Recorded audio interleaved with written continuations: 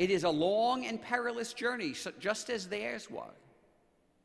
There are times when we will need everything in our power to find that truth.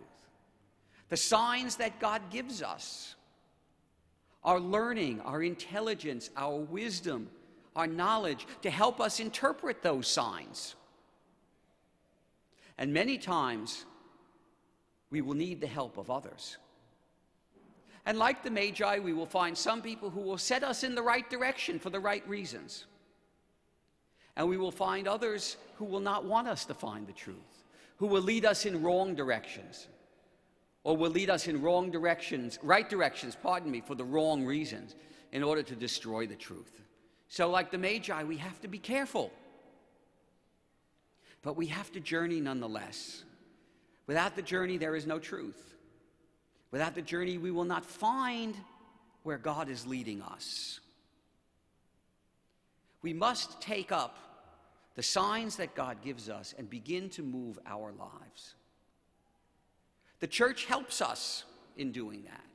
Each year we celebrate the feasts of the Lord throughout the year by the readings from the scriptures, the life of Jesus in the New Testament, the words of Paul and Peter and James and Jude in the letters, the words of the prophets and the law and the teachers of the Old Testament.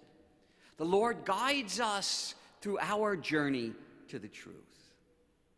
The church sets up for us the feasts of the Lord, the apostles, the martyrs, our Holy Mother Mary, to guide us through the seasons of the year, to help us to find the truth in our lives, wherever that may be.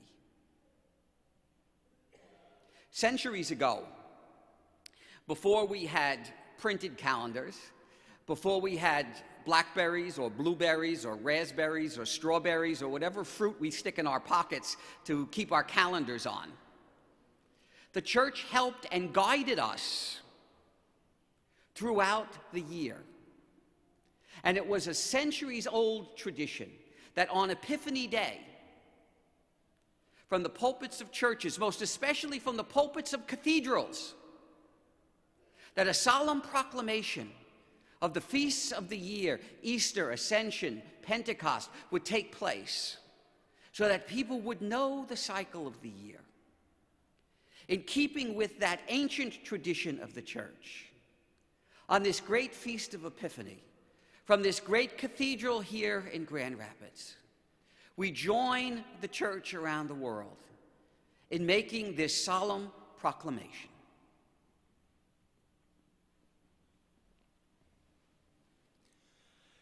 Dear brothers and sisters, the glory of the Lord has shone upon us, and shall ever be manifest among us until the day of his return.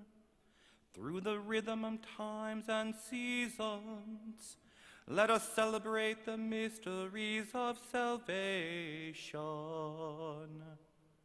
Let us recall the year's culmination, the Easter triduum of the Lord, his last supper, his crucifixion, his burial, and his rising, celebrated between the evening of the 1st of April and the evening of the 4th of April. Each Easter, as on each Sunday, the Holy Church makes present the great and saving deed by which Christ has forever conquered sin and death. From Easter are reckoned all the days we keep holy. Ash Wednesday, the beginning of Lent, will occur on the 17th of February. The Ascension of the Lord will be commemorated on the 13th of May. Pentecost, the joyful conclusion of the season of Easter, will be celebrated on the 21st of May. And this year, the first Sunday of Advent will be on the 28th of November.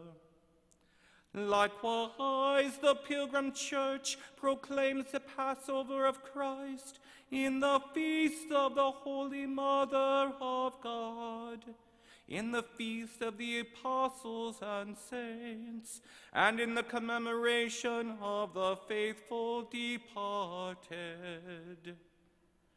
To Jesus Christ, who was, who is, and is to come, Lord of all time and history, be endless praise forever.